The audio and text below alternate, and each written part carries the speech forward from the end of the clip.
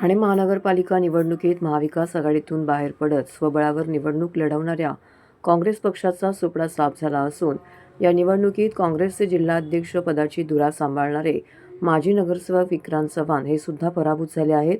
या निवडणुकीतील पराभवाची जबाबदारी स्वीकारत चव्हाण यांनी शहराध्यक्ष पदाचा राजीनामा देत सक्रिय राजकारणातून निवृत्त होण्याची घोषणा केली आहे।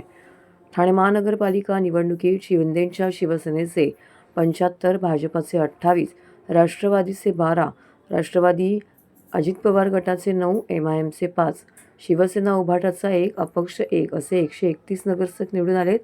या निवडणुकीमध्ये महाविकास आघाडीतून बाहेर पडत स्वबळावर निवडणूक लढवणाऱ्या काँग्रेसचे तसेच महाविकास आघाडीतून निवडणूक लढवणाऱ्या मनसेचा एकही उमेदवार विजयी झालेला नाही।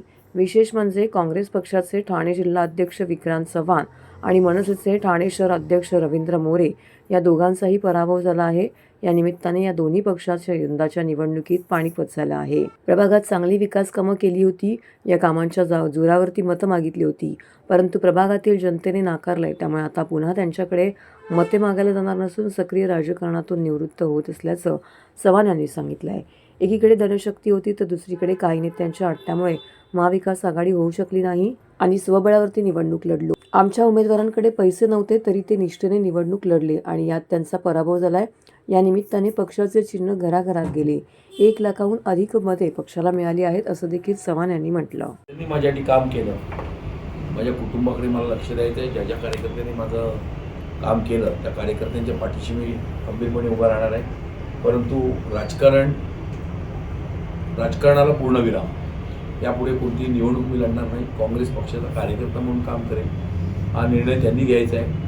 अध्यक्षपदावर मी काय राहणार नाही। जरी मला बोलले की अध्यक्ष राहा तुम्ही, तर मी राहणार नाही, कारण का आता बाजार गुंडग्यांचा राजकारण झालेलं आहे। पैशाशिवाय राजकारण होत नाही।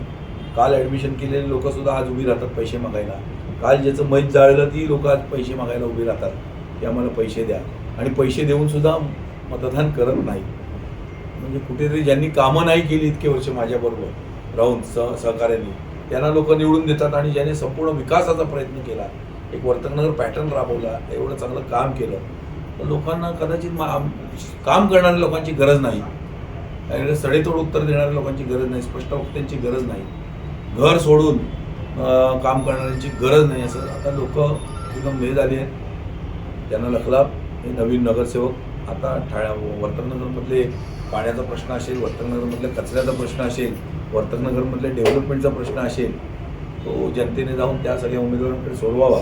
मला थोडं उसण द्यावी माझ्या कुटुंबाबरोबर। या कार्यालयात मी सातत्यानं राहणार आहे आणि माझा व्यवसायाकडे मला लक्ष द्यायचं आहे, आणि हीच माहिती देण्यासाठी आज मी तुम्हाला सगळ्यांना बोलवतो।